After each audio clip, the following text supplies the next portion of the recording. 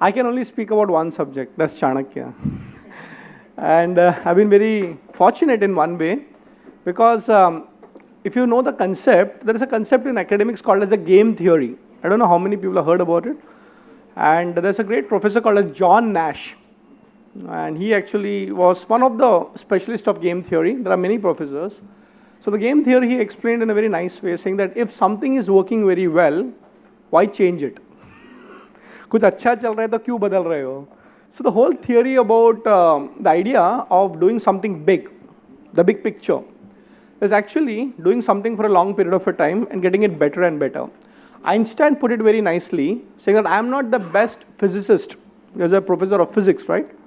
The only thing I did it, I stood with a problem for a long period of time when others left the problem. That's what I've been doing for the last 20 years. So I've been just doing one thing, Chanakya, Chanakya, Chanakya. So Chanakya Anvikshiki is one of the concepts that we train. So you look at this 9 books on Chanakya, 3 more written.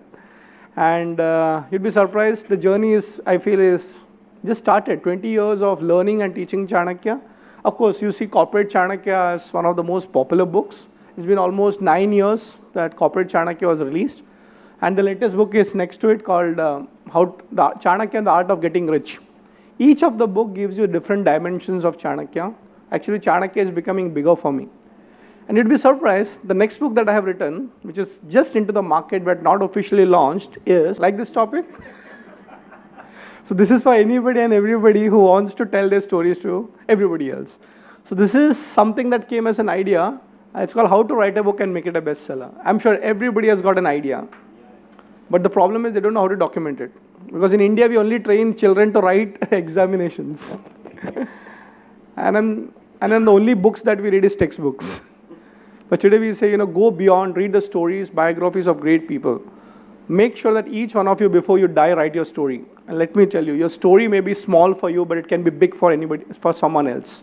I actually started on a journey which was not my journey, but something that I took up differently, the Chanakya journey. And you'd be surprised, it's not that Chanakya is my property, it's an open source knowledge, right? And in India, it has been existing for so many thousands of years. But then I took it up and I did not look at Chanakya as a person who lived so many centuries ago. Almost 2,400 years ago, this man lived. But I said, the knowledge in this particular country is not ancient, but eternal. So can we look at Chanakya differently? I studied his life, his books like Kautilya's Arthashastra, Chanakya Niti. And the first thing I did is that actually I applied in my own life. Not many people know that actually I'm a businessman. Yeah, not many people know this, exactly. Few people know this. And I have 2 companies, but I don't run it. I have one of my CEOs over here, Pranav, interestingly one of my students. And the second company, which actually was started 18 years ago, can you believe it? My wife runs it now. So it's so nice to actually learn Chanakya, apply it in business, but God has better plans for you. Like the big picture is not your picture, it's God's picture. And he decided to make me a teacher. Today I'm officially a deputy director at the Bombay University, where I actually lead Chanakya International Institute of Leadership Studies. I've been very fortunate that we are the first institution in the world to actually offer a 2 years program on leadership. So what I'm going to do, I'm going to share with you one formula of success which I have applied in thousands of organizations as a mentor and as a trainer. I teach that in the university, I teach it abroad, but it's worked not only in businesses, in academics, but it can apply to your personal life also. So that's called the Saptanga model, which Chanakya taught to his students who would go on to become leaders, kings, queens. So here is the leadership secret for you. I call it the 7 pillars of business, but don't worry, it can be applied anywhere. So it's one formula among 6,000 formulas. So that's Chanakya for you. What is it called? I will read out in the Sanskrit. It says, Swami Amatya Janapada Durga Kosha Danda Mitra Iti Prakriteya. There's a story behind it that, when a student went to Chanakya, or rather every student would go to the teacher when he or she is confused. And the student would ask him, why am I joined this school or Gurukul? And then the teacher would say, listen, you're going to be a leader, the leader of the kingdom. Maybe your father is a leader, so you're going to lead the kingdom after him. And the student would ask, what do you mean by leading a kingdom? And Chanakya would make it very simple and say, if you want to be a good leader, you need to lead a kingdom. And a kingdom actually consists of 7 things and 7 parts. Saptanga. Sapta means Anga means parts. So if you know the kingdom in 7 parts, and if you take care of all the 7 parts, you are a successful king, and a kingdom will also be successful. So what are they? Swami means the king. So kingdom consists of a king. Amatya is a minister. And you know kings have ministers with them. Then Janapada, the Praja. You know, if you look at the modern politics also, you ask a politician कि आपका जनपद कौन सा है? That means which is your constituency. So the king has to have a group of people who follow him, his constituency, the voters we may call in modern politics. Durga, the fortified city. In the olden days, everything was inside a fortified city. You may remember movies like Troy or Bahubali. You will find that the whole story is about getting inside the fort, and it will be very well equipped not to enter. So the whole thing is that a good infrastructure is very important to have a good strong kingdom. Then we have Kosha, finance. The treasury should be there to support, you know. A rich kingdom is also a good kingdom. Or rather, to have a good kingdom, you should have a rich kingdom. So that's what, if you look at countries, they talk about the economic model. We should have good treasury. And then Danda, army. You require to have good soldiers on your side who will fight for you, who will be actually protecting you from external and internal threats. And Mitra. Chanakya says a king cannot run a country alone. He needs to have other kings supporting him, right? You never fight a battle alone. You take your friend along with you.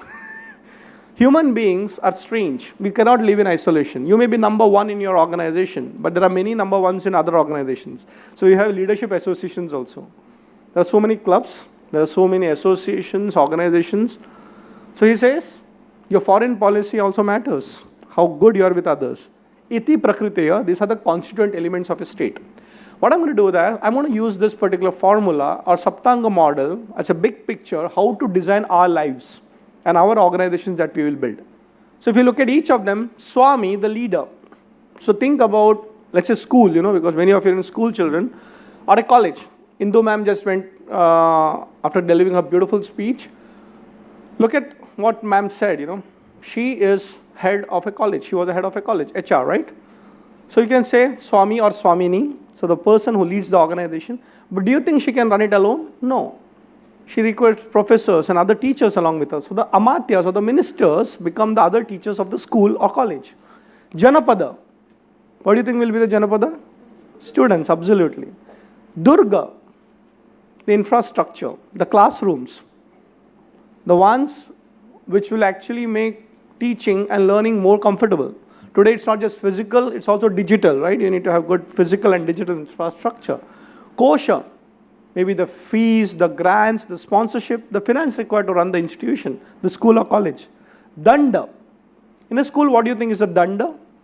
What will be the army? They are not the teachers Samatya. The non-academic staff, what we call it. They could be the peons, they could be the security guys, they could be the clerical people. So if you look at a school, usually there are, let's say, maybe 50 or 100 teachers, but on the payroll, you'll suddenly find there are 180 people. So the 60 people are also part of the army. So if the teachers are comfortable teaching, there's somebody who's taking care of the children, right? And in kindergarten schools, you even see the ayas who help out them even to go to the toilet. So if you look at it, they are also equally important. And Mitra, in a school, not many people know this, or in a college, there is a principal association. So all the principals come together and they have common issues. For example, at Mumbai University, how many of you are aware of this, that Mumbai University has got more than 780 affiliated colleges. So all the colleges in Mumbai actually give the same degree from Mumbai University, but they have concerns. So let's say a principal of X college and a principal of Y college, one could be in Borivali and one could be in South Bombay, one could be in Mulund or Powai. But they are all running the same examination system. But when they come together as Mitra, they have a principal association that they can approach the vice chancellor and tell these are the concerns. So you never fight a battle alone. You never do it alone. You know, it is a beautiful concept of Chanakya saying that you may be small and powerless, but many small and powerless people coming together actually become very powerful. So that's the strength of unions. Durga, today we require an office, physical and digital. I always believe that your mobile phones are your best offices today. You don't have to be that one particular place. And you know, you don't have to have servers. You can put it on the cloud. So that's also infrastructure. So start small but think big. And then we have kosher. Every business has to succeed financially also. So make sure your revenues, your cash flows are in place. Danda. When you grow a business, you start employing people. You know, just a few days ago, 3-4 days ago, I was actually giving a lecture at TCS, Tata Consultancy Service.